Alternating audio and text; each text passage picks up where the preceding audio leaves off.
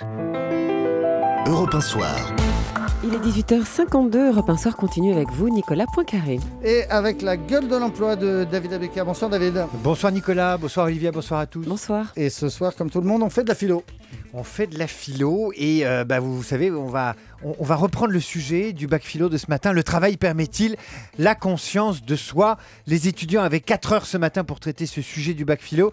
Et je me suis dit, moi aussi, je vais retourner sur les bancs de l'école et je vais repasser mon bac philo. Donc, j'ai pas 4 heures, j'ai à peine 4 minutes, à peine 3 minutes. À peine. Alors, je vous propose un plan détaillé en 3 parties. Le sujet, le travail permet-il la conscience de soi? Dans une première partie, Nicolas, j'aurais d'abord essayé de montrer que travailler de ses mains ou de sa tête, c'est mettre une distance entre le monde et soi. C'est aussi assumer sa condition d'homme contre la nature, d'homme qui transforme la nature. Le travail, c'est comme la pensée, le rire, le langage ou la politique. C'est le propre de l'homme.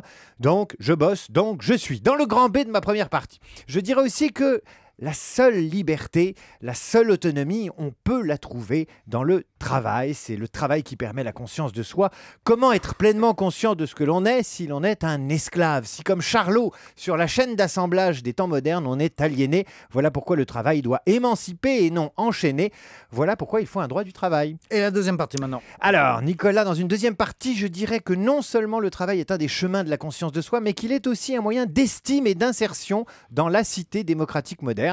Et c'est mon grand A.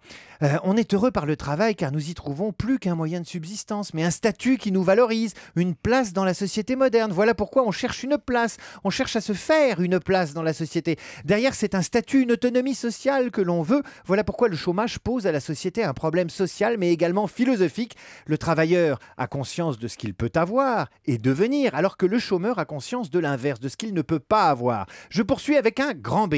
Travailler, c'est avoir conscience des autres. Même le plus solitaire des philosophes travaille pour et avec les autres.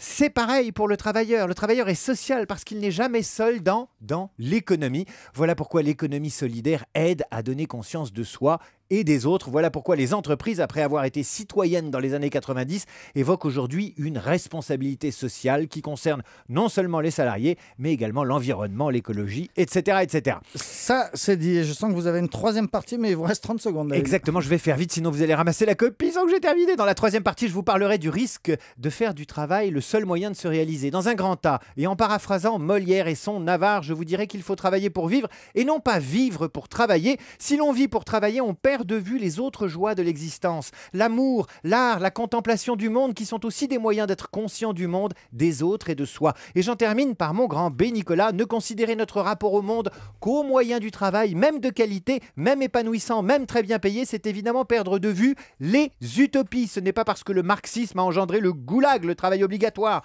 et que le capitalisme a fabriqué du plan social qu'il faut renoncer aux utopies de gauche ou de droite, bien au contraire. Voilà, et c'est ma conclusion, Nicolas. Voilà pourquoi dans un mois, il y a les congés payés, parce que les congés payés ne sont pas seulement un moyen de reconstituer notre force de travail, ils sont d'abord et surtout une porte ouverte sur l'utopie d'une société fondée sur le loisir et le droit à la paresse qui nous offre d'autres moyens d'être pleinement conscients de ce que nous sommes. Voilà la réponse de David Abecker à la question: le travail permet-il la conscience de soi? Je ramasse la copie et je la ferai corriger ce soir par une prof de philo que je connais. Je vous dirai la note demain. Tout de suite, Nicolas.